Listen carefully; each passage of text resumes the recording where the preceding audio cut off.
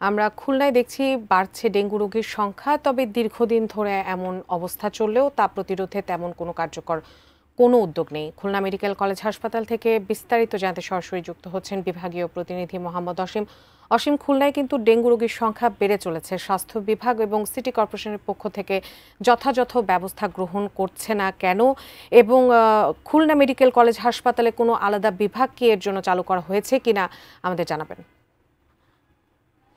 উজমা, দেখুন, শেষ প্রশ্ন দিয়ে যদি শুরু করি, খুলনা মেডিকেল কলেজ হাসপাতালে দীর্ঘদিন ধরে দীর্ঘ 2 মাস ধরে মেডিকেল কর্তৃপক্ষ যারা রয়েছেন তারা বলেছেন যে স্বাস্থ্য অধিদপ্তরের কাছে তারা ডেঙ্গু রোগীর জন্য আলাদা ওয়ার্ড খোলার জন্য একটি পত্র দিয়েছিল, কিন্তু সেই পত্রটি এখনও পর্যন্ত আসেনি। অর্থাৎ সেই পত্রের মতনই রয়ে গেছেন। আর এখনও পর্যন্ত যে ডেঙ্গু ওয়ার্ড, সেই ডেঙ্গু ওয়ার্ড আলাদা খোলা হয়নি খুলনা মেডিকেল কলেজ হাসপাতালে। সর্বশেষ স্বাস্থ্য অধিদপ্তরের যে তথ্য রয়েছে সেটি তথ্য অনুযায়ী খুলনা বিভাগে সরকারি যে হাসপাতালগুলো রয়েছে সেই হাসপাতালে 172 জন রোগী এই মুহূর্তে ভর্তি রয়েছে, এবং সর্বশেষ যে 24 ঘন্টার তথ্য সে অনুযায়ী 71 জন রোগী কিন্তু সর্বশেষ গত 24 ঘন্টায় খুলনা বিভাগের যে সরকারি হাসপাতালগুলো রয়েছে সেই হাসপাতালে ভর্তি রয়েছে।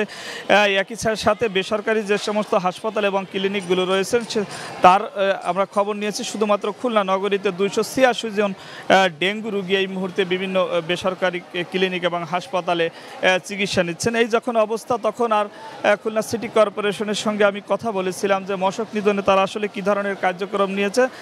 তারা বলেছেন যে আসলে তাদের যে পরিবার জনবল রয়েছে, যে পরিমাণ, সে পরিমাণ জনবল দিয়ে কিন্তু এই মশক নিধন সম্ভব নয়। সে কারণে আসলে খুলনা সিটি কর্পোরেশন এলাকায় মশক নিধন বাড়লেও, ডেঙ্গু রোগীর সংখ্যা বাড়লেও সিটি কর্পোরেশনও কার্যত কোনো ব্যবস্থা নিচ্ছে না। আর খুলনা মেডিকেল কলেজ হাসপাতালের চিকিৎসকরা যারা রয়েছেন তারা বলেছেন যে আসলে শুধুমাত্র চিকিৎসা দিয়ে কিন্তু এই ডেঙ্গু রোগী নির্মূল করা সম্ভব নয়, ডেঙ্গু রোগীর সংখ্যা কমানো সম্ভব নয়। ডেঙ্গু রোগী নির্মূল করতে হলে, ডেঙ্গু রোগীর সংখ্যা কমাতে হলে অবশ্যই সিটি কর্পোরেশন এবং যে পৌরসভাগুলো রয়েছেন সেই পৌরসভাগুলো কিন্তু কার্যকর ব্যবস্থা নিতে হবে। কার্যকর ব্যবস্থা না নিলে কিন্তু আসলে শুধুমাত্র চিকিৎসা দিয়ে এই ডেঙ্গু রোগীর নির্মূল করা সম্ভব নয়। আসলে উজমা, খুলনা মেডিকেল কলেজ হাসপাতালে আপনি জানেন যে দক্ষিণাঞ্চলের যে 10 জেলা এবং বরিশাল বিভাগের যে 2 জেলা রয়েছেন তারা কিন্তু এখানে একটু ভালো চিকিৎসার আশায় আসে। ডেঙ্গু রোগী চিকিৎসা যারা ডেঙ্গুর উপসর্গ নিয়েও এখানে ভর্তি রয়েছেন তারাও কিন্তু যে